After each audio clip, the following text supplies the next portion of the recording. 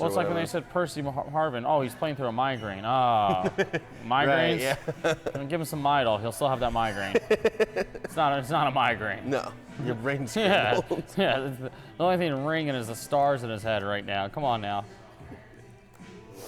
What's going on, guys? Welcome to another edition of Analytically Correct. Here with Rob and Stretch at Public House on University. We're going to get into probably mostly NFL this week, maybe a little bit of college football, and if there's time at the end, we might hit on some of like the basketball, baseball stuff, but probably going to be pretty NFL heavy. I'm going to go ahead and get some stuff tagged. What were your some of your takeaways from last week, other than, I mean, it was terrible for me. I said it off there. I got screwed as far as like the Broncos game. I got screwed for Doug Marrone going for 2. Obviously, we're probably going to have the discussion of Eli Manning. Is he a Hall of Famer or whatever? We could actually start with that if you want. I don't know your opinion about that at all. You know, it's tough when you start hearing like Hall of Fame and like, because people are going to talk about his rings. And the thing is, he did play well in those playoffs to get those rings. He got 2 of them, but like, it's almost as similar as, let's say Joe Flacco has another playoff run and he wins another Super Bowl. It's okay. Is he a Super Bowl? Is he a Hall of Famer? Because Eli was never the best quarterback in that division. McNabb and Romo were better than like throughout years consistently. So it's like when you hear Eli, like I said like week 6 or week 8 that I thought he'd be out of starting. And I think the Giants are making the right move. Let's just be done with it now. It's not going to get any better. Let's see what Daniel Jones can do, because they know if Daniel Jones can't do anything, it's again another quarterback-heavy draft class. And we're now at the thing, as we saw with Josh Rosen last year, that even if you draft a quarterback as early as the first round, as early as a top 10 pick, he can still get traded or moved the next year, and there's no guaranteed spot. It's not like the NFL is kind of turning into a right now. You have to perform right now league.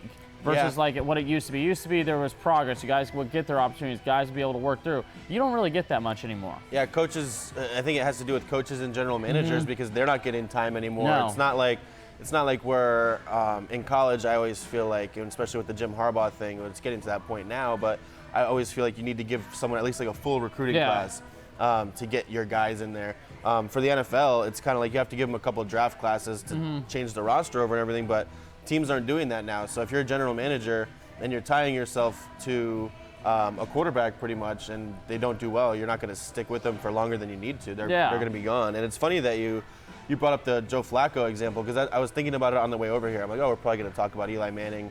Is he a Hall of Famer or not? And the first example I thought of was if Joe Flacco won the Super Bowl this year, would he be a Hall of Famer? And I was just like, yeah, it's no. another.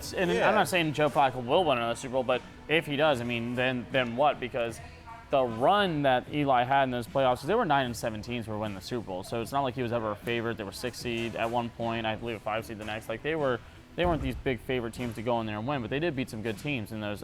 When they beat the Cowboys at 13-3, they dismantled the undefeated Patriots.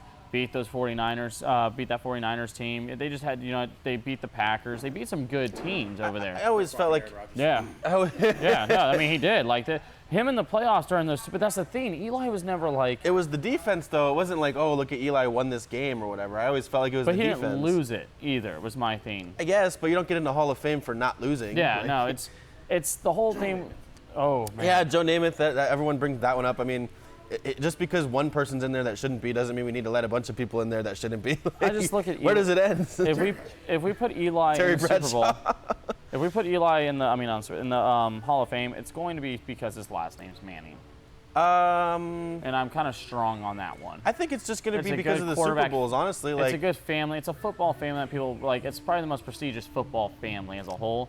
And him winning 2 Super Bowls with that last name, I just think that things are going to work out in his favor. And like you said, I mean, those defenses were hurt throughout those years until the playoff time came when, that front seven was unbelievable. Yeah.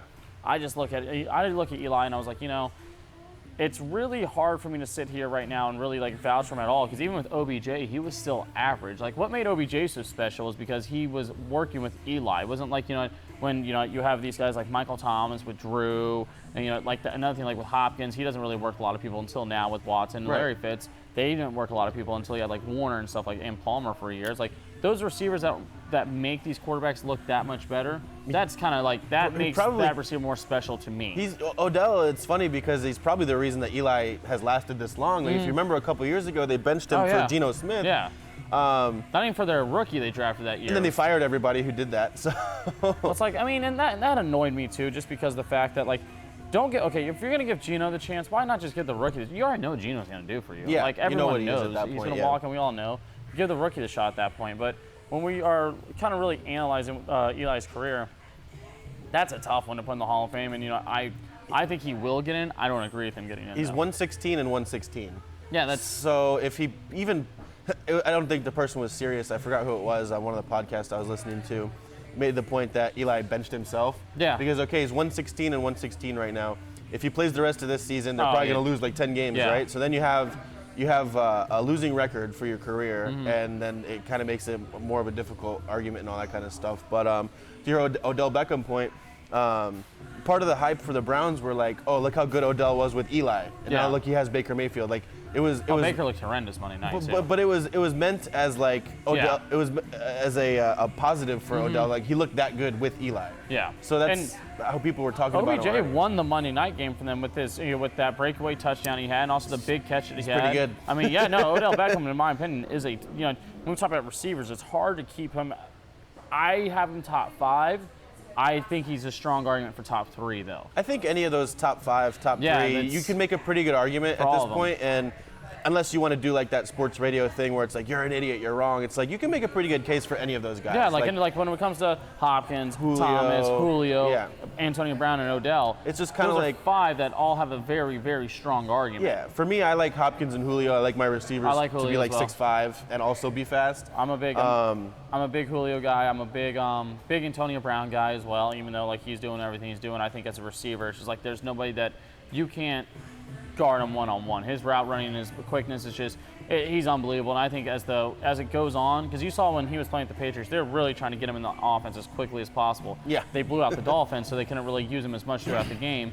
So he had 4 or 5 receptions. But as the year goes on, if he plays the full year, this is going to be a team that's damn near unstoppable. I mean, this is when you give Brady a guy who already, getting open is the point for Brady. Like the Randy Mosses where you can just air it out, that was huge. They'll still have that. They'll have that with Josh Gordon, the breaking away on the streak. But getting open and getting separation is going to be such a gift for them. And when you have now, in my opinion, the best receiver to do it in that that we have right now is Antonio Brown. Yeah, we can talk about whoever you think is the number 1 receiver, but for that offense, Antonio Brown might be the best out of those guys. Like for what Tom Brady, he's kind of like Julian Edelman on steroids. Rob's a Dolphins whisperer. What's that mean? Oh, man, I was at SeaWorld yesterday talking to the Dolphins, man. Oh, I thought you were talking about the team. My man Rob. I thought you were talking about like the Miami Dolphins. Like you're gonna tell them how to win. He heard me on a recording talking about like it was a Dolphins like birthday and see if you had the same birthday as a Dolphin. I said, well, I have the same birthday as Tupac, so I can't really get better than that. Yeah. So. But no, with a big question I do have with you is, does Eli go to the Jaguars?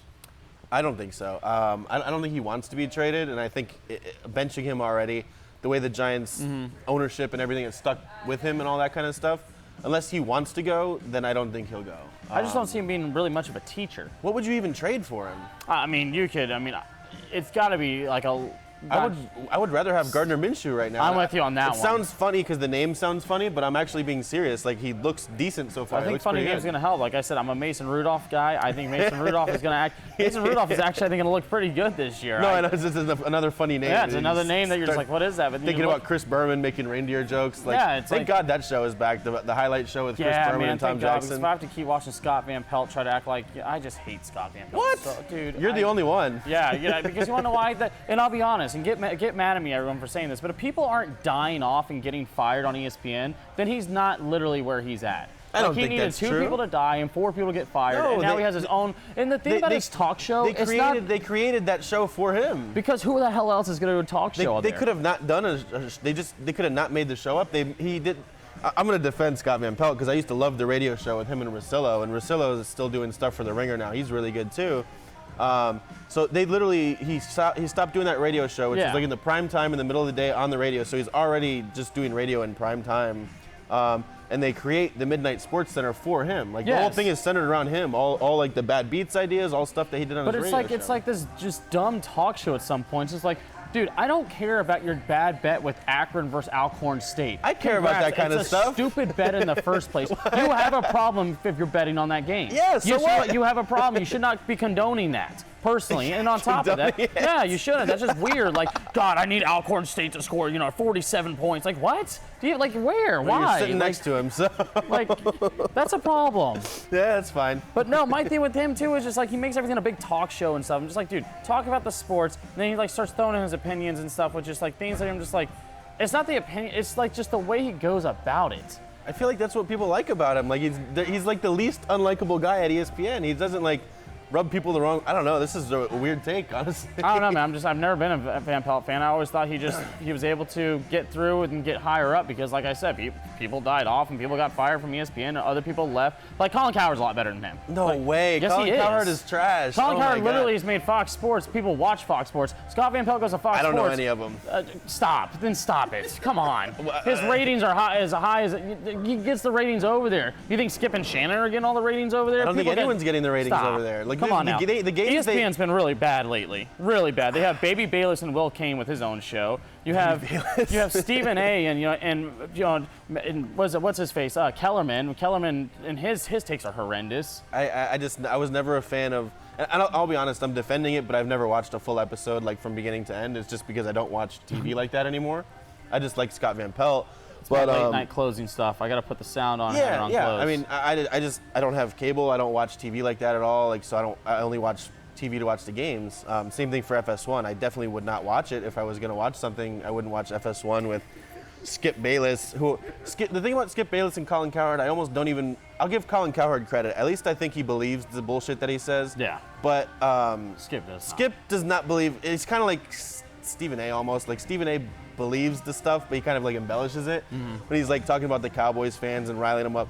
That's just like professional wrestling at this point. They kind of have to at this point. Like it's like there's some teams you have to talk about in those areas. Like when he was talking about the Steelers and why I was a big fan what the Dolphins did is because there was a side of me that really wanted Mika to come to Dallas. Problem is with Mika is he doesn't want to be a safety. He wants to be a corner. We don't need another corner. We need a safety. I'm like, so with that being said, I was like, when they went after the Steelers for him, the Steelers lost their starting quarterback. There's a very good chance I could be a top 10 pick this year. And everyone's getting mad at Dolphin fans. Dolphin fans, if you're getting mad at your team, just remember, you were favored to have the worst record. You were favored to have the #1 pick. You were favored to not win more than 3 games this year. Like, you guys were favored to be the worst team as it is. So with all these trades they're doing it the right way. And I know people are questioning the Dolphins and calling them out for the tanking, but like, what's the point in holding on to Tunsil knowing you will not pay him? And left tackles do not get cheap. I mean, they are not paid cheap. Right. Kenny Stills making $8 million has not been worth even $1 million of those dollars, the $8. So why keep him? Then you have Minka Fitzpatrick. He's going to start crying because things aren't going his way like most of these young rookies do. So it's like, yeah, send him out, get another first-round pick, create draft capital. Let's not forget, Brian Flores was a head scout for the Patriots. There's a process in what they're doing, and I hate to say it, I hate when teams go through rebuild, but they half-ass a rebuild. It's the most annoying thing, and Miami's done that for years. You're going to wind up like the Bengals, and you're going to be like 7-6, 8-8 every year. And you're just like, having a full rebuild is just like what the Raiders did. It's like, yes, I get it. Like, why I thought the Raiders were not on the wrong is like, okay, you trade Amari Cooper. Well, it's because you just knew you weren't going to pay him that money. Like the Khalil Mack one was kind of tough, though. I mean, still, like. John Gruden made a strong point there. It's like, yeah, we have one of the best pass rushers, but we still have one of the worst defenses. Like, so what are you going to put $100 million to that guy? And then that just takes a lot of cap. And I understand where they're coming from.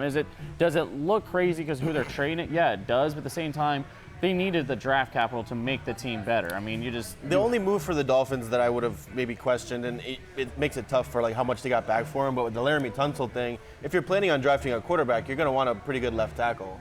Yeah, but unless you get Tua, and then he's a lefty, and then you need a good right tackle. It's just the $20 million a year these left tackle, 15 to 20 million these left tackles see. Yeah, but it's also not easy to find those guys. Like once you have it, if you want to. Laramie Tunsil wasn't that great as a left tackle either. I mean, it wasn't he was definitely they're overrated. He was in PFF. Yeah, he was definitely overrated. And so, I mean, getting second-round picks and first-round picks, I thought were like that's as good as you can do at that point. I think they got 2 first-round picks for him, didn't they? Yeah, I think it was the 2 first rounds and next year's second as well. They have like 10 picks in the first 2 rounds of the next 2 drafts. Which So I looked up their GM because I was like, well, they better have a pretty good GM. Like if you're gonna want to like capitalize on all these picks, it's a guy who was an intern for the Patriots. Yeah. So I don't know if you know Flores from then, but he's been with the Dolphins for like the past 8-10 years. So his name's Chris Greer. I don't know they must have some pretty good faith in him, or otherwise they're going to bring someone else in next year. I don't know. Maybe they should bring in Dombrowski. What do you think about that? I mean, I just really hope, I really hope Miami doesn't go and start. I hope they don't fire Flores. Is my number one thing. Like, don't be like the Cardinals when they fired Steve. But it does happen. Well, they did that with Steve Wilkes because they wanted Kingsbury to coach Kyler. Yeah. Like, once they found out they were going to take him, then they wanted to have. But even Kingsbury getting a job was weird because he was struggling getting a head coaching job in college, let alone an offensive coordinating job in college, and then all of a sudden become an NFL head coach. That to me, and I understand that the Cardinals were trying to do something different by starting to maybe implement the air raid and start a new trend in football because. As you look, Jamal Adams said it today, and Stephen A. also said, like, the NFL is so against defensive players making plays now. They just are. And did I already say it on the podcast? I know I said it before that I lost money on that bullshit Broncos game with, among other things that happened in the last 2 minutes, the Bradley Chubb penalty. Yeah. He's already in the air. He's in the air trying to tackle Trubisky, and then whatever happens, he lands on Trubisky. The whole landing on the quarterback thing, and it's not even helping because you're trying to legislate something out to keep the quarterbacks healthy, and we can get into Drew Brees and Ben Roethlisberger and all these other guys who are like breaking their collarbones from people landing on them. It's like you want to teach people to hit what you see with your head up and tackle. When you're taught to tackle, when you first start playing football, you're supposed to see what you hit, like look at the guys like pretty much the stomach and drive through. Yeah. How can you drive through and tackle somebody the right way and then like spin around and not Especially land when on you're them? Bradley Chubb and you're arguably the best athlete on that field at the time. Like the guy's running, the guy is 280 running 4.5. The guy's unbelievably athletic. And on top of that, if you slow down in football, you're going to get hurt. If you don't, they always say if you don't play it to your full speed, that's when you get hurt. Yeah, I never want to be the guy who's like, oh, back in the day, the game was this, the game was that. But how are you even supposed to hit the quarterback if you're not allowed to land on him? I don't and like I said, they're trying to legislate it out. But if the guys are not able to physically do what you're trying to stop them from doing, what are they supposed to do? Well, it's when what's-his-face from Minnesota hit Aaron Rodgers 2 years ago and broke his collarbone, Aaron Rodgers started hitting typical Aaron Rodgers throwing a fit about things. It's like, and that's when they had to it usually takes a big, like the Tom Brady rule with the knee, and then even even before that was the Ben Roethlisberger. Was it Ben Roethlisberger when he got hit by Vanden Bosch? Yes. Or was it Carson Palmer? Oh no, it was Palmer. It was Carson Palmer. Yeah. So it started with that, with the low hits, and then it started with Brady, and it continued. You have this little box we can hit quarterbacks now, and it's almost at the point like, okay, just give them their red jersey that they wear in practice, let someone push them, and that's a sack. That's what it needs to be at this point, because anytime a big-name quarterback gets hit, because I've seen some of these guys get hit, and the calls aren't ever fair. Right. Because the driving the quarterback to the ground, it also depends on who you are. Like, if younger quarterbacks get Minshew is not getting the same call. Exactly. But that's what I'm saying. Trubisky got the call. That's not like a call. It's just, and then it's like it's a subjective thing for the refs. It's like, oh, did he land on him? Did he not? It's like the guy's like 3 feet wide and he's like 280 pounds, like you said. Some part of him is going to land on top of the guy that he's tackling. And especially when these offensive linemen are pushing and shoving guys, like sometimes these guys do get shoved into quarterbacks. Like there's nothing they can do about that. It's like there's a lot of big bodies and they're moving around, a lot of strength. It's like, I hate saying it, but these quarterbacks also need to stop holding the ball so damn long too.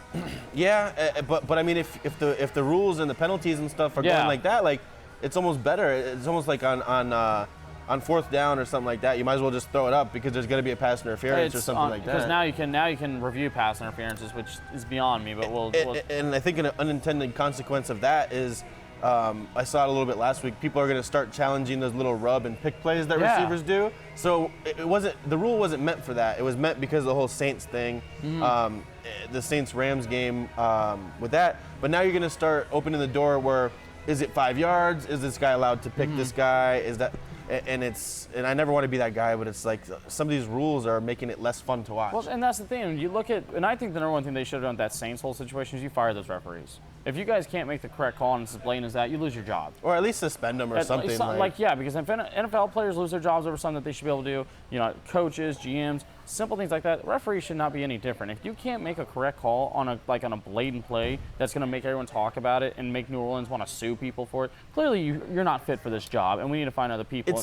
Or you shouldn't be doing this in the playoffs. Be a regular season person. Be a preseason person. It's also $1 billion industry, and all these refs, this is like their second job, or they're like retired or whatever. Like, we can maybe like put some more money into it and offer like a higher paying salary, or make this like someone's like primary job where they know all the rules and like this is all they do and stuff like that. But I don't know. And then your team scores a touchdown and you have to wait like 5 seconds. Is there going to be a penalty or anything like that? And that's the thing. Is like my biggest worry is when we start getting to the holdings now. Are we going to start reviewing holding? Because holding happens just like pass interference. Yeah. Holding and pass interference happen every play. It's just how blatant is it? Yeah, the same thing on that play with the Saints-Rams game where they had the pass interference that was like blatant. I'm sure somebody was holding somebody. We didn't go back and change the rules because of that.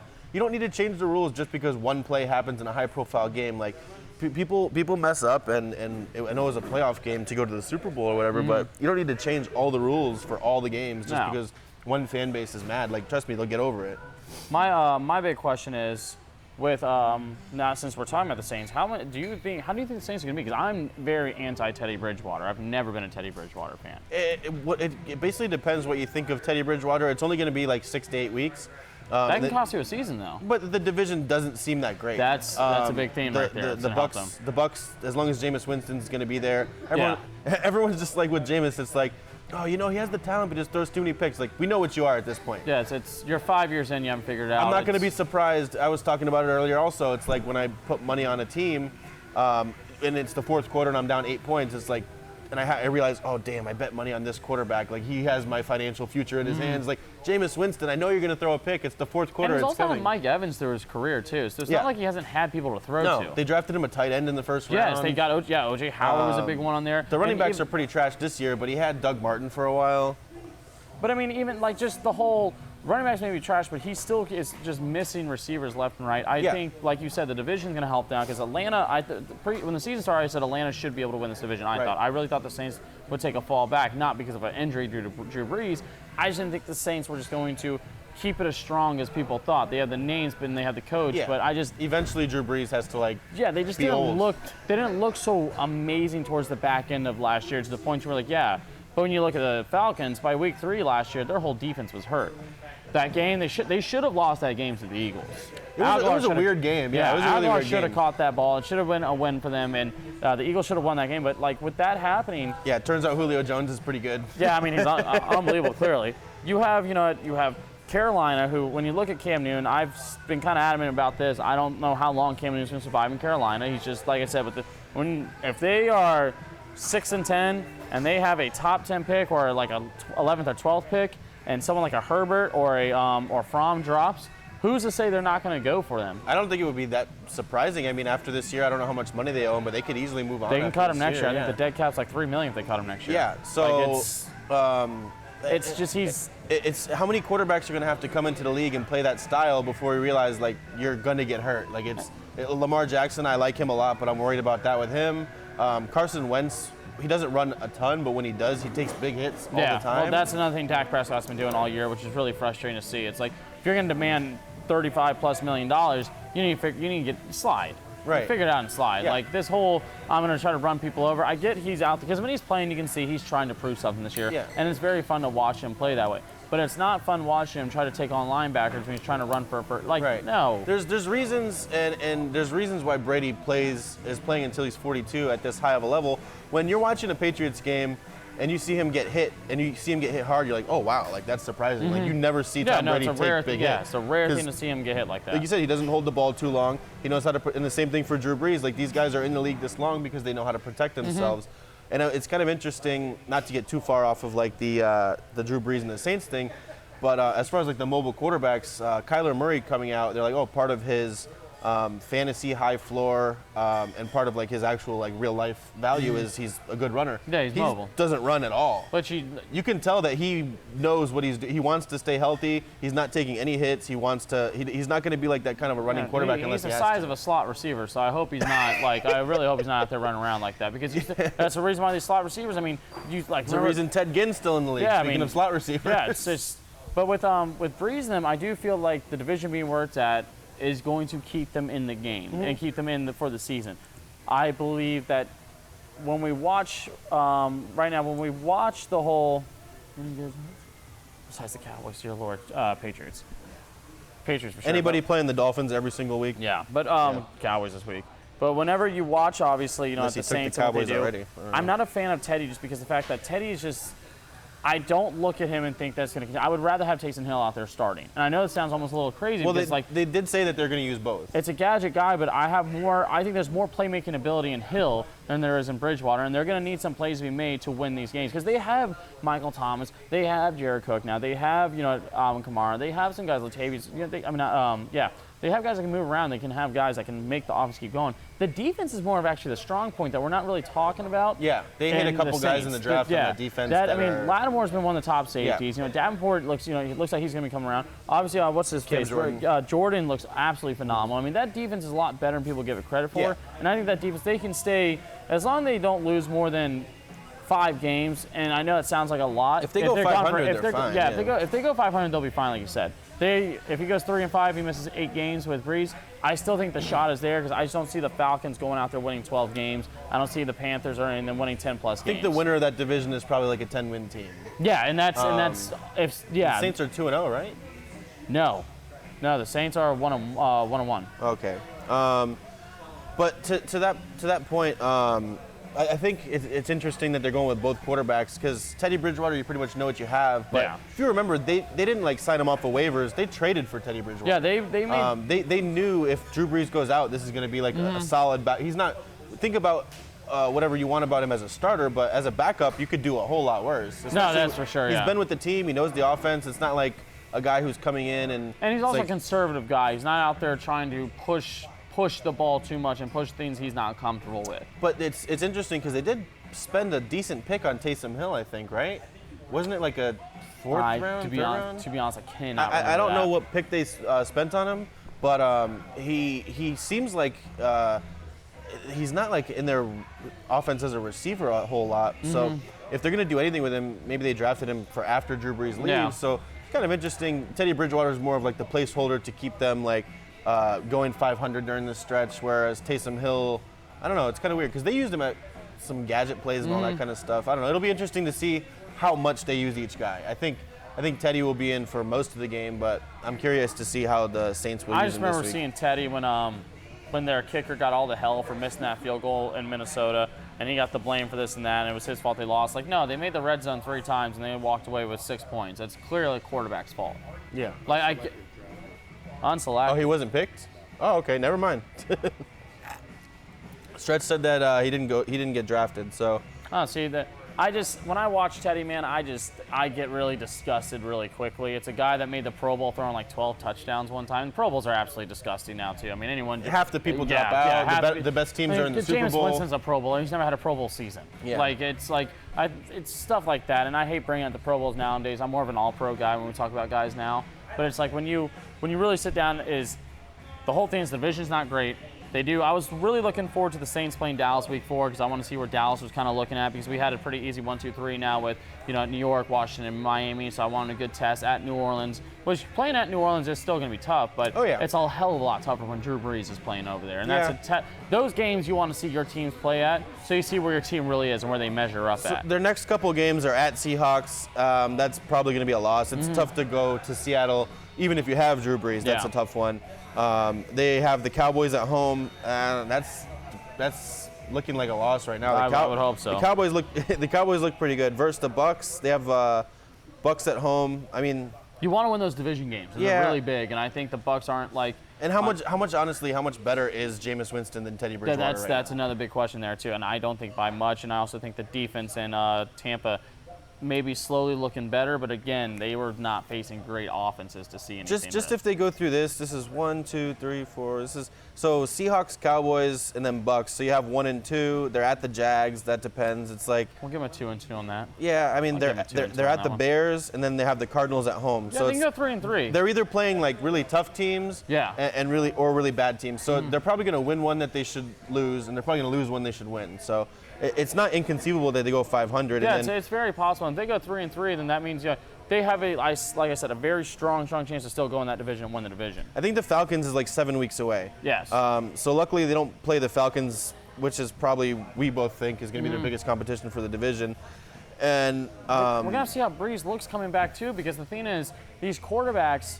And I watched it for years when the Cowboys had Roman. They sometimes rush these quarterbacks back because they don't want to be out of it. They're not going to rush Drew Brees back, I don't think, though. But with Drew, was it his throwing hand, it was his throwing hand and his thumb and his leligament. Well, Drew rushed himself back. Because always, I mean, these guys, these players personally definitely rush themselves back because they want to be out there playing. And the way that the NFC is looking this year, I think if they don't win the division, I don't think they're going to be good enough to get a wild card. Yeah, there are going to be some good wild card teams this year. The NFC is looking solid so far. It's going to be up and down, very tough to get in. The Ben Roethlisberger injury, that one was, and this always seems to be like the worst injuries are like the non-contact ones, where it's just like, oh, this guy's just like. Is he getting Tommy John? Yeah.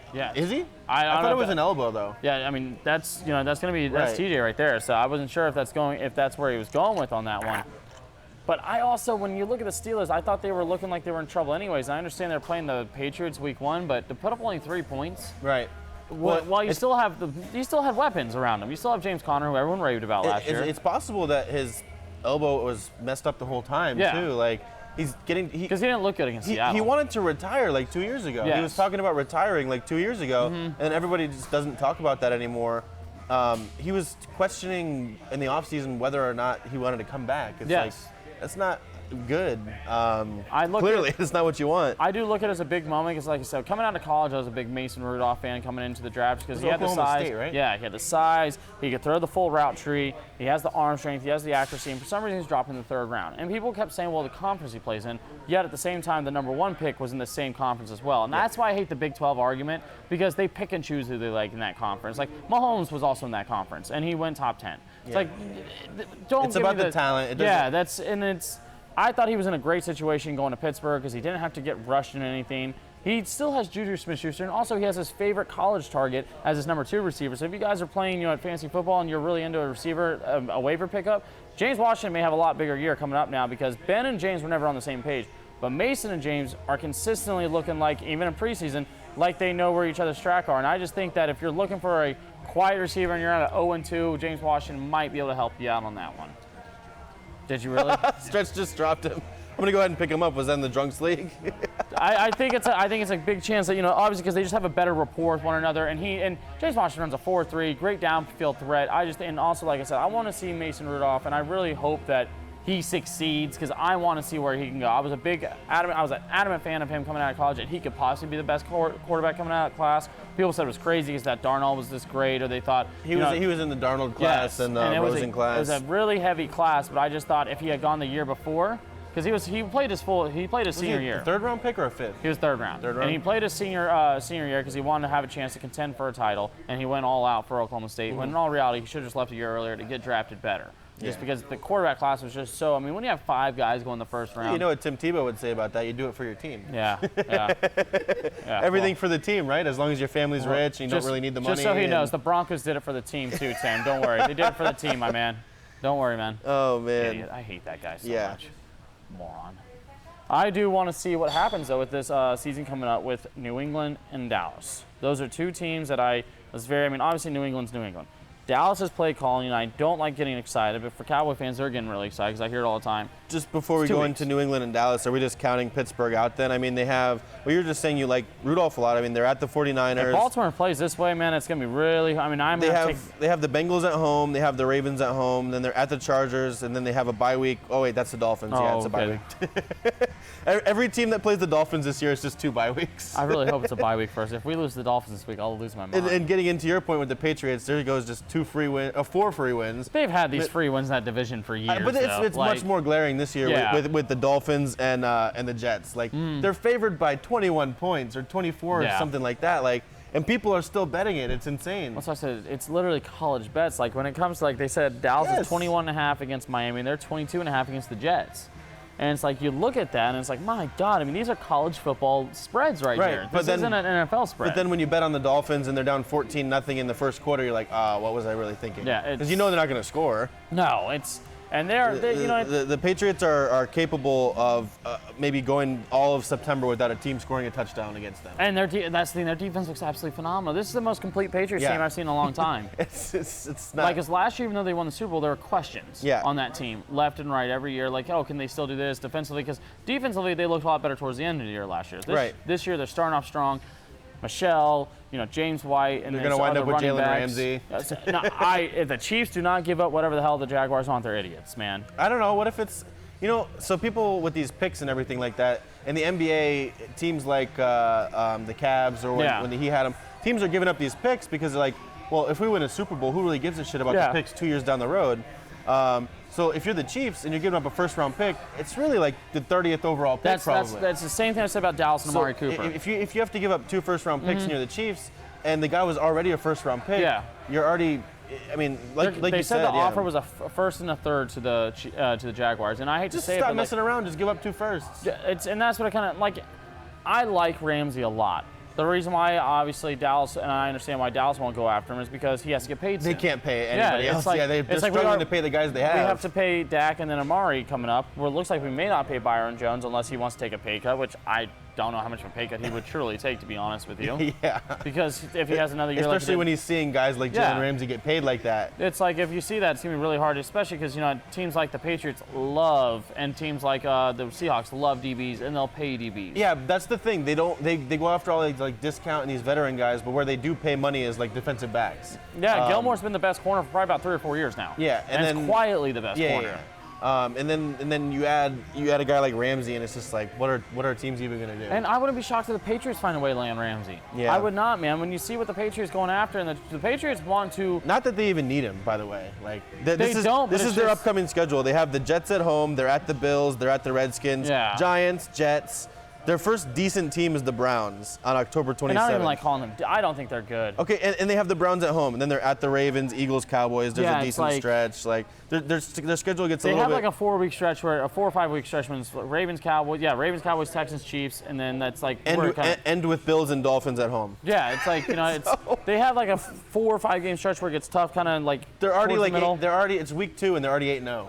Yeah, like it's unbelievable. They're in the playoff. They could just sit Tom Brady and just like, hey, come back. We'll see you in November. And stupid. When we're talking about that Browns team, when I was watching that game Monday night, I thought it was one of the worst Monday night games I've seen in a while. And it's like I was watching. It's like, okay, we're just trying to see Adam Gase. I don't know how. If it wasn't for that Broncos team that he was the OC of back when he had payment that they were breaking records, he wouldn't have a job now. He still kind of has that reputation of they wanted him in Miami because he.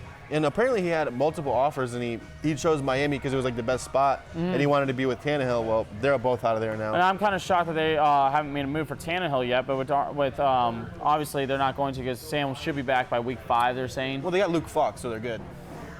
He looked better. He looked better in Simeon. Or no, it was David Fales that they picked up. Fales. He looked a lot better in Simeon, and it was just like when I was watching that, it was just coming to the point where they were negative passing yards at one point in like the first half, and you hear that. And it's not like, you wonder how can it be negative passing yards. Well, when you throw screens that are consistently being a loss, it's like Jet fans, man, that's, and I was talking to Shesh about this earlier, Jet fans really screwed up, and Jet teams really screwed up because their biggest need was DB. They didn't get a single defensive back. They weren't going after receivers. They were just getting... Their one good defensive back also, which I guess everyone's doing this now, wants off the team. Jamal Adams wants to be off the team. And man, the problem with him too is he's another guy who's going to pay top dollar. So it's like there are guys that people don't put that in effect. Like, I thought Mika only going for 1 first round was kind of a shock to me. I really thought Miami should have pushed a little bit more just due to the fact that he was a highly touted prospect coming out. PFF is consistently, and people run on analytics now, they do have him as a very, very talented player. I was shocked they went with just 1 first round pick, considering he has 3-4 years of contract control still. Right, exactly. Yeah, it's cheap. It's the cheap option. The Steelers said that because everyone's kind of questioning it, like, oh, Roethlisberger's hurt. Like, why are you trading a first round pick in what's going to be a good quarterback draft that we all think is going to be a good quarterback draft for a slot corner, safety, middle type player?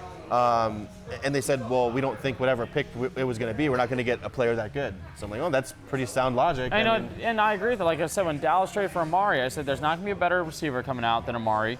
Trade the first round pick because we end up getting the 27th. So it's like at 27 is not somebody better than Amari. Just like I said, the Chiefs. Get rid of that 30th overall pick you're going to have and go get Jalen Ramsey. If you're the Patriots, just trade your picks away. Like we said, they're 8-0. It's week 2. Their first round pick was N'Keal Harry. I don't even know. He hasn't even played a snap. No, so you're not going to draft anyone you're going to use anyways. So no. just trade the picks away. It's very, very. I do think that of all the teams, Jalen Ramsey will win. It won't surprise me if he ends up with the 49ers either, though. The 49ers run a very similar defensive scheme. If they want him paired up with Sherman, I think it would be a very good scheme with Jalen over there. I think they have good money over there to pay him as well. So it's like it's going to have to be a team that has cap that's not going to have. Oakland is another, in Seattle. Those teams are also coming up where they can pay cap and they can pay guys. I would love to see him in Seattle. That would be awesome. I think Jalen would fit in really well there, but I do think Kansas City is going to be the destination he ends up in. I'm not sure about the Chargers cap situation, but they could use someone because they have a lot of people hurt right now. I definitely agree. It was an awesome deal for the Dolphins, considering the fact that I wanted someone like Dallas to trade their first round for Minka. But Dallas said they weren't moving their first round this year, and there are other teams like the Chiefs wanted him, and I believe it's going to be like 30th or 25th overall. What's the point? It's hard to go back-to-back years not having a first-round pick. It's fair kind of enough, the thing. but if you're trying to win a Super Bowl now, I agree with that. But also it comes to the fact that he doesn't like playing safety, and we don't need another corner. We need a guy who can play safety right now. And safeties, we're not going to find a safety. I would trade a first round for Derwin James. The Dolphins fans now have two teams they can root against every week: the Steelers and the Dolphins. Yeah, I mean it's like and the Texans. Don't forget that they need the Texans because the Texans don't look good. I think the Dolphins did the right deal with that with going after a team that just lost their starting quarterback. Because if they end up 6-10, oh man, that pick looks so much better. Yeah. And let's say the Texans go 8-8, that pick looks even because if you have 3 top 15 picks.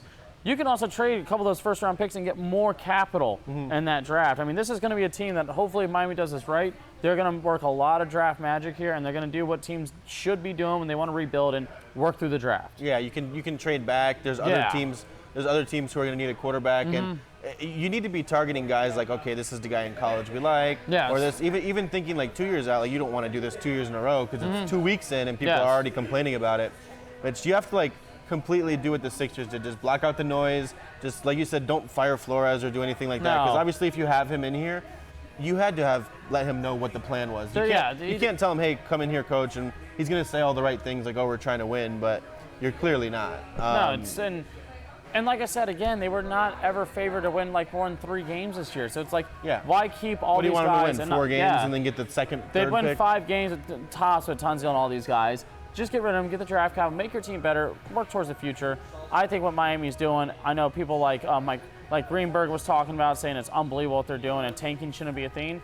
It's not tanking when you're already bad. If you're already bad, just get what you can. That's getting the worth of what you have left on that team. Drain it all out and just fix it. Like it's not like they're just like the Colts when they did suck for luck. Like it was no big. To me, it was no big deal. Like it was really like. Okay, we just lost Payne. They could have went after one bad year, and then you go to Andrew Luck. Yes, it's like you've got to just fix it. And I think Rosen right now, if he starts, it's going to be a rough start for him. I don't think he'll last more than 6 games.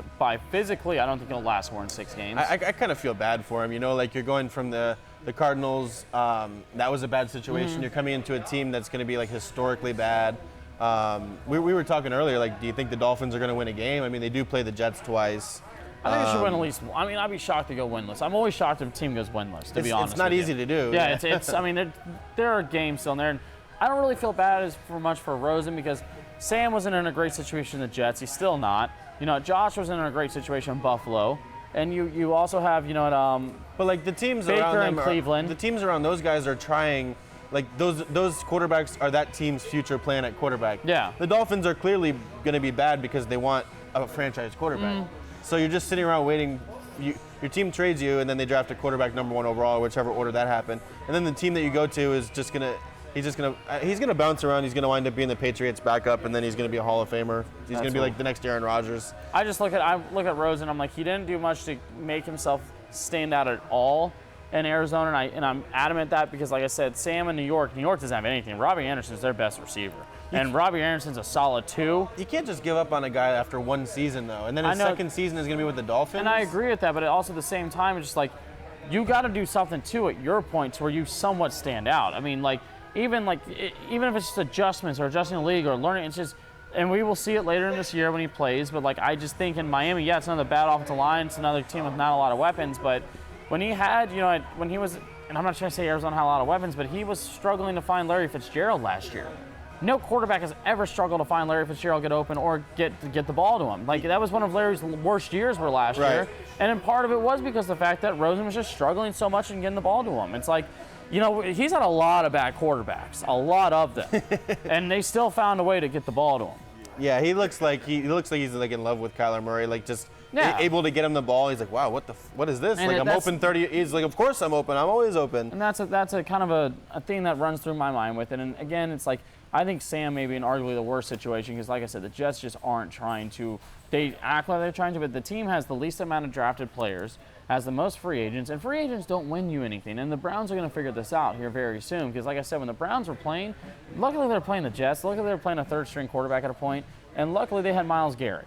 Because that team and Odell Beckham, because if you took away those two players, that game may have been a baseball score of like 9 to 6. Like, it was just a rough-looking game, and Baker looked horrendous. I mean, he's missing guys wide open, and accuracy is his thing. And you know, and I'm not trying to be one of these people that are just like hitting on him so hard, but dude, you have a solid slot receiver in Jarvis Landry. You got David Njoku hurt because you held the ball on 2 more seconds and then you threw some stupid pass where he had to jump. Like that play was literally Baker's fault. He should be paying for whatever like he can to help him out because that was unbelievable. Yeah, if like the team should and he should. That was unbelievable to see that because it was just like, dude, you threw a horrible ball on a guy who's wide open. Odell Beckham was open multiple times that game and he misses him wide open. It's like you have out of all these young second-year quarterbacks, you have the best team to work with. Like with Matt Leinart when he was coming in the league, we had Anquan and Larry. It was just like, all right, man, and you still can't make this work? Like, That's a problem right there. Vince Young had nobody and still made the playoffs one year. And it was like, you know, that's just kind of a thing at that point with that. I don't know. With Baker, when I was very, very felt right about Baker. I've always felt right about Baker. I just feel like, hey, man, you got a great mouth. You're a great sideshow, but you're not a receiver. So keep the sideshow to yourself and just play and win. Stop with when he called out Duke Johnson for saying, dude, you don't know how this league is. Yeah. Of course, you're the #1 pick. Of course, everything's working out for you right now. What happens if you suck 3 years later? Then the league's not working out much for you. You know, you'll start feeling like Jameis Winston will, like, oh my God, my back's against the wall and I have nothing else I can do at this point. You know, Blake Bortles, what was he, a top 5 pick Bortles was? And now he's a backup in LA. It's like, that realization will come to him if he doesn't just focus on trying to go out there and win some games. And they won. It was an ugly win, but if those wins keep going like that, it's not going to be fun to watch. As the penalties are still down there. They're still they're completely out of control on the defense and offensive side when it comes to holding and pass interference. It's like they're just consistently Freddie Kitchens calling poor games. Just give Nick Chubb the ball. Let Nick Chubb run the ball 20 plus times a game. Yeah. Like, he's that kind of back. He's a very good back, in my opinion. Yeah, he can carry 20 times a game easily. So we have, I just pull up the Dolphins schedule. They have Cowboys on the road this week. I think that's like a 21 point God, if we don't spread. win that game, I'll lose my mind. There's no way you can't. I said it earlier. If you put $100, if you have $100 to waste, if you put $100 on a 2-team parlay for the Jets and the Dolphins without the points just to win, it's $100 to win 20,000. That's one of those games by third quarter. I want our starters out. I want our starters out by the third quarter on that one. Just don't get anyone hurt. Yeah, that's because those are games where people get hurt, and you're like, okay, great. So, like, God forbid something happens to any of our big key starters, and we already lost Gallup for surgery, minor knee ortho for like 2 to 4 weeks. You don't want to keep adding on and be like, oh man, if we were healthy this year, like, no, you don't want one, especially with a game like this, like. When Tom Brady was still playing late in the game, I was kind of like, why the hell is Brady in that game? It's one of those things where it's like, well, he doesn't want to be taken out. It's like, too bad. Yeah, you're out. I'd say, congrats, dude. I don't want to do a lot of shit. Yeah. You're still out of this game. We're not going to get you hurt against Miami. They've scored. Fitzpatrick's thrown more passes completed towards the defense than he has with his offense. Like, come on now. He's giving away points. Yeah, like, come on. They have they're against the Chargers at home. That spread's already out. That's 16.5. Chargers gonna be interesting, man, because Bosa looks good right now. Interesting is one thing. Like, are they able to win the game? I don't think. Well, I've never been a Phillip guy because he's never beaten Tom Brady once in his career. The only thing you can, but I mean. One time. I'm talking about just once. Yeah, I mean that's fair. I mean, it's just a little much to me. Even Ben figured it out. I think he's a better quarterback than Eli Manning, though, and Eli Manning beat Tom Brady twice. Yes, no, I agree with that. So they have that spread's already 16.5. The only thing you can say in that game is the Chargers are going to the East Coast. It's a 1:00 game. Okay. That whole thing. I'm just looking for anything. Yeah, at this point. Redskins, that might be interesting. What do you think the spread would be for that game? Dolphins, Redskins. Dolphins are at home. Depending on who's playing with the Redskins. 7.5? That could be Haskins' first game right there. That should be Haskins' first game. Yeah, I mean, that could realistically be his first game. We know what Case Keenum is. You spent a first-round pick on the guy. We know the whole thing about you need a rookie quarterback on a cheap contract to win.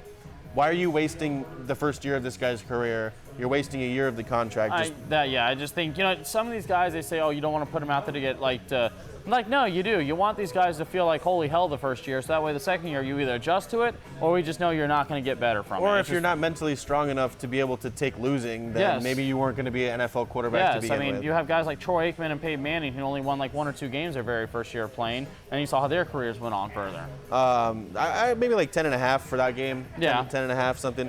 At Bills, the Bills actually they still have that like stink on their name because they're the Bills, but they've actually looked pretty good this year. There's a lot of trade rumors with Melvin Gordon attached to them right now. I need him to go somewhere, man. He's killing me here. Telling me, but I hope every year I do this. I did it last year with Le'Veon Bell. I did it this. Next year, I'm not taking any players unless they're guaranteed to play. I do think Melvin Gordon and the Bills be an awesome fit, though, just because you have the downfield threats. Now you have a guy who can consistently run and catch out the backfield. Josh Allen's looking confident. I'm not saying he's looking great, but he's looking very confident. You want that in a younger quarterback. For having no receivers, really, too. That's the thing. Like, when I always said with Allen, what I was always impressed with was, and Lamar Jackson, is unlike Dak. Like, Dak kind of came in, he had a good offensive line, had a weapon or two, and then he had Zeke. But, like, these guys are coming in. This is the first year Dak's had really good receiving options. But when you look at, like, Lamar, he's not out there with, like, these premier top picks. Like, Amari was a number 4 pick. Zeke was a number 4 pick. Our whole offensive line was all first-rounders for the most part. And then you look at Allen and Lamar, they're making subpar talent work. Which is kind of what you were saying about Josh Rosen earlier. Yes. Like, you had Larry Fitzgerald. Yes. I mean, as bad as the offensive line was, make something happen. And I think everyone's talking about the Baltimore game against the Chiefs, and I think that should be I see the Chiefs not walking away, but the Chiefs pulling off on that game, to be honest with you, because the Baltimore defense is still very respectful. And I do think that the Baltimore defense, they are also in the rumor mill for right now making a trade for Jalen Ramsey, which would make them awesome to see. Yeah. Who's they have Earl Thomas there too, right? So you have Earl Thomas and Jalen Ramsey. I just think that Baltimore team will put up a hard fight against that Kansas City team. That Kansas City team also, I mean, like I said, it's early in the year, so I haven't seen any team that stands out besides New England. But New England was already coming off Super Bowl and now adding Antonio Brown, so that's kind of why they stand out. We saw last week the Chiefs, I guess, now can literally just win a game in one quarter. Yeah. They only scored in the second quarter. They scored 0 points in the first, 0 in the third, 0 in the fourth. Scored 4 touchdowns, Patrick Mahomes, 4 passing touchdowns in the second quarter. And that's such a team, like I said, that's such a team. When you look at them, and it's going to be fun to watch that game. I think that Kansas City, of course, dude, I don't think they look absolutely amazing yet because haven't seen what their defense can truly do. Right. Like, that was the big, their offense has never been the question mark for us. It was always, okay, defensively, are you guys better than what you were last year? That's the kind of big thing at that point. And I think obviously they should make an AFC Championship game at the minimum. Because that game's going to be interesting too, because they have like the reputation, the Ravens, of like being a defensive team. Their offense is actually like one of the top 5 offenses in the league right now. So it'll be interesting in that game. Their tight end is making my tight end pickup look so smart right now. It could actually like facilitate a trade with Jalen Ramsey faster if the Chiefs wind up losing that game. It's because of the defense. I mean, the Jaguars could have some leverage there because it's like we need to add somebody on our defense.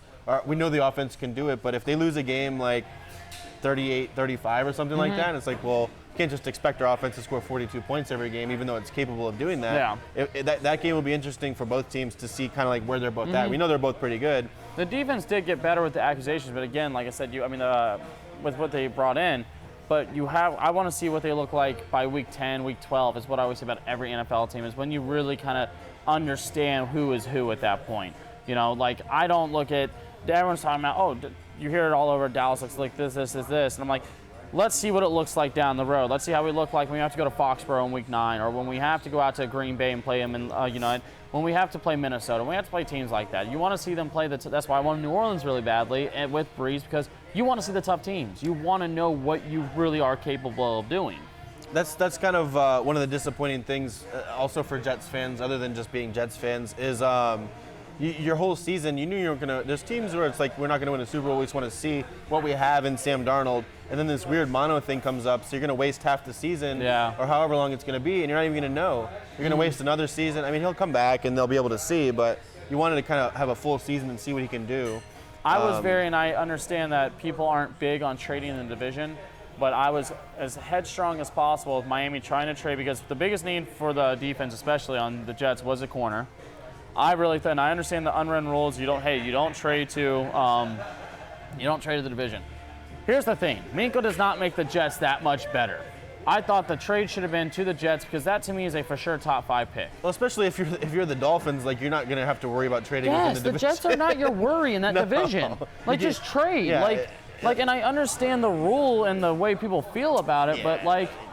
Look what happened with the Steelers. They didn't want to trade him within the same conference to the Patriots, and then he winds up there anyways. Yeah, he found his way over there. And they had a better offer. The Patriots, first and a third. Yeah. So I mean, I think you just take the best deal available. And if you wind up facing that team in the Super Bowl and you lose because they have Minka Fitzpatrick or whatever, like, worry about it when you get there. They were already losing when they didn't have Antonio Brown. The way I looked at it is you should have just moved him over there. But I mean, Minka, like I said, I agree with who is it? Oh, Chase here when he said it was going to be a good pick, because I thought that was a great pick, obviously, for them to pick up and just get the Steelers. I just thought the one that I would have really tried moving them at were the Jets and just really push, because the Jets they're not drafting. They're showing they're trying to live in free agency. They're showing they're trying to buy talent, which really never works, because even with Le'Veon Bell there, the running game's not that much better. That whole Eagles super team with the Mike Vick and that whole kind of thing. It's like free agency is when you need to plug 1 or 2 holes that you didn't get in the draft, and you're like a piece away if you have a chance to win a Super Bowl. And you don't see like teams that are super successful just spending all their money on free agency. The only sport free agency really, really works is more of basketball. Like but there's also less people on there, so the impact that one person has makes a big difference than obviously 22 being on a starting roster. Yeah, right. Or or on a baseball circuit, because like you look at what free agency does there, free agency's damn near dead now.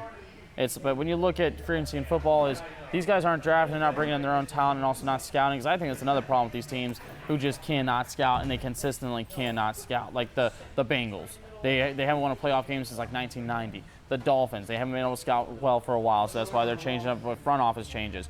The Browns, went through years not being able to scout out talent, and they've had how many swings and misses over at the first top 5 picks.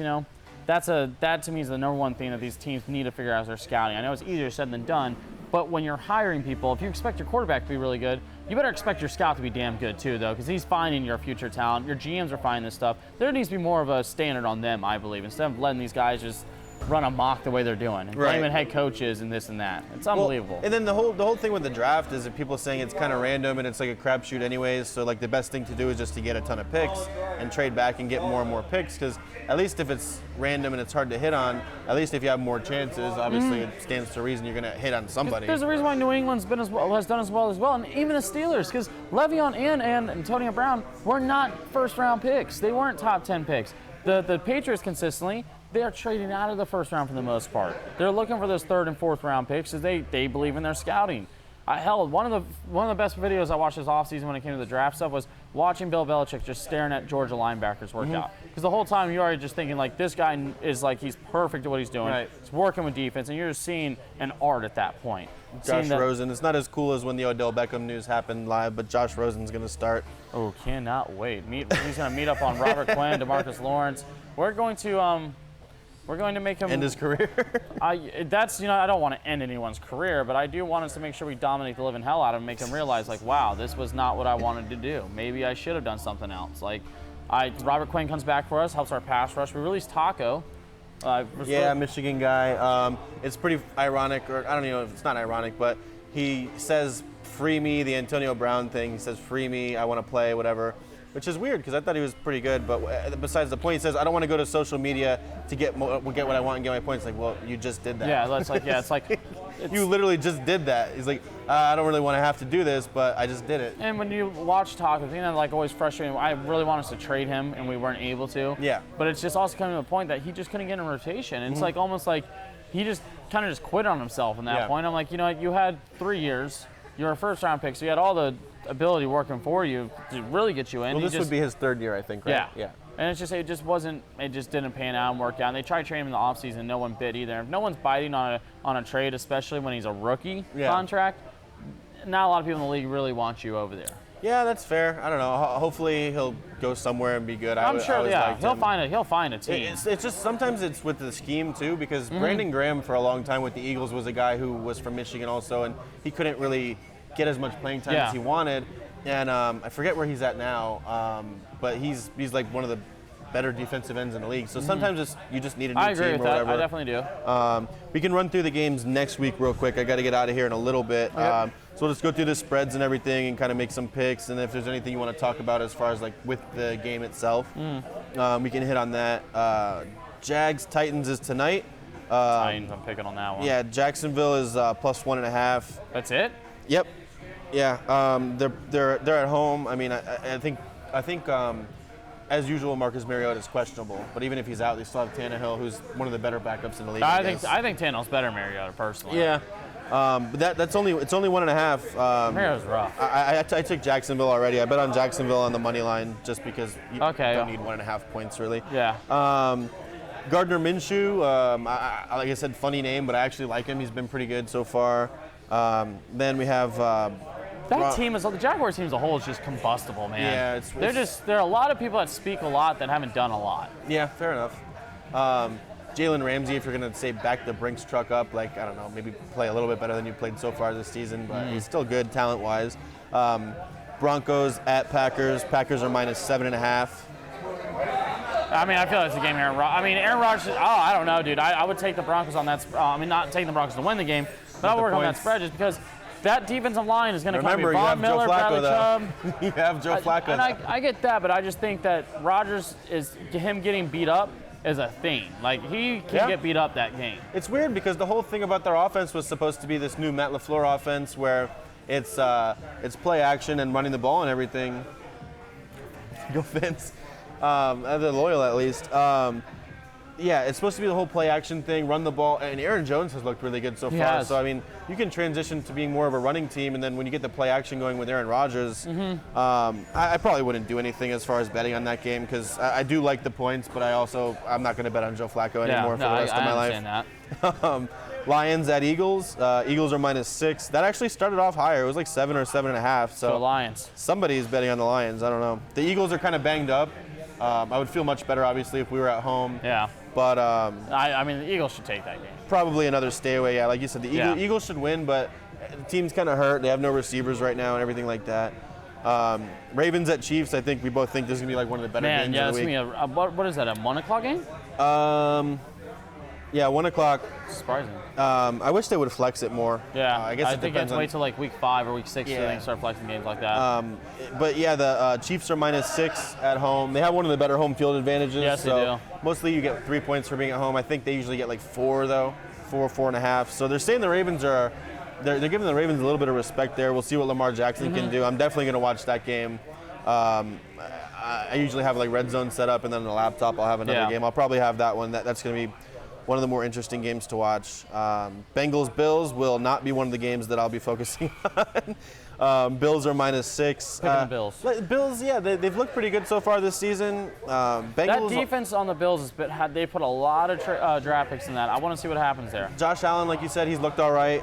The Bengals aren't as bad as I think people thought they were going to be. I think it's going to get worse as the season goes on versus looking bad now. Is AJ Green coming back this week? I don't know if he's coming back. I don't know. He's honestly, like questionable this week, right? So I don't know when he's coming back. I really had too much news on him. On your fancy play. Yeah, that's what I said. At least they're loyal. There you go. I mean, you need to. Man, yeah, I would definitely go with the Bills in that game. I'm just not a Bengals person.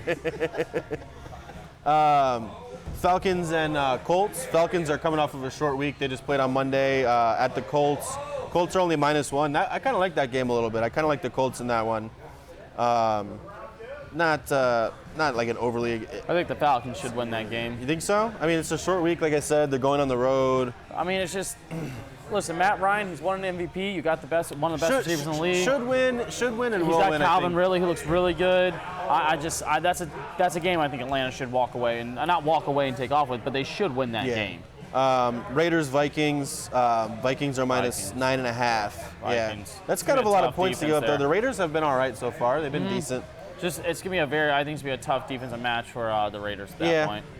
They hung around except for that one quarter where they gave up 28 points to the Chiefs. Just looking at it is funny. Patriots minus 22 against the Jets. I think the only question there is if they're going to cover the spread or not. I'll take the Patriots to obviously against Luke Falk and David Fales. Yeah. Dolphins, Cowboys, another one, 22.5. It's just, are the Cowboys going to cover? Their offense is pretty explosive. I think they could definitely put up like 35 to 10 or something like that. Yeah, because I think we're going to. Well, usually when you watch every year so far, Week 3 is when Week 3 and 4 is when Ezekiel Elliott really starts taking off. He usually takes him a couple games. I think it's a game we're going to really run the ball and work him a lot. So if we don't score a whole bunch, it's because we're just taking over the clock. But Yeah. I think we should score at least. We should beat them by at Could least see like 21. 35-10 or something like that. Giants Bucks. That's interesting. Daniel Jones' first game. Bucks are -7. I think it's. I wonder if the spread. I wish I would have looked at it sooner. I don't know. You think the spread went up or down with Eli Manning out? Like, do you think that helped the Giants? Oh, I don't know or? that one actually. That's tough. I want to look that up later maybe. Panthers Cardinals. You have Kyler Murray. He has a home game. They're -2.5. Cam, I don't think is playing, right? Or he's at least. They haven't. questionable. Yeah, he's questionable. They haven't said for sure yet. Saints Seahawks. That'll be a good one. I don't. Yeah. In Seattle. Never mind. I forgot they don't have Drew Brees. I go Seahawks in that one. Not as good of a one. Texans Chargers. Chargers at home. Chargers should beat up on that bad offensive line, man. Chargers are only -3 and they're at home. I mean, they don't have as much of a home field as most teams do, so maybe they're taking that into account. Steelers and 49ers. So yeah, a lot of these games would be better if these quarterbacks weren't hurt, obviously. What's the spread on that one? -7. San Francisco -7. I'm taking the Steelers in that. I have more faith in Mason Rudolph than I do Garoppolo, to be honest with you. Garoppolo, yeah, he's beaten some teams this year. I want to see. I mean, I think Mason Rudolph's been better than a lot of people are giving credit for on that one. The Sunday night game, Rams Browns. Oh my God, how'd they get another primetime game, man? It's before the season that they. Oh my God, still. If you're already mad, you're gonna be more mad because Yeah. they're on primetime a lot. I think they have like Christ. 5 primetime games. I hope those get flexed out soon. It's Browns +3. So Oh yeah, I'm taking the Rams. Yeah, you hate the Browns. I'm taking the Rams. I like that too, though. The Rams are kind of undervalued. Like, they just went to the Super Bowl and they have most of the same players back with Cooper Kupp. And the Browns, like you said, look what they were last year. And I'm tired of hearing about the Browns defense too. Like the Titans scored 38 on you guys. like come on. yeah, Did you stop the Jets on a third string? Shut up about your defense. fair point.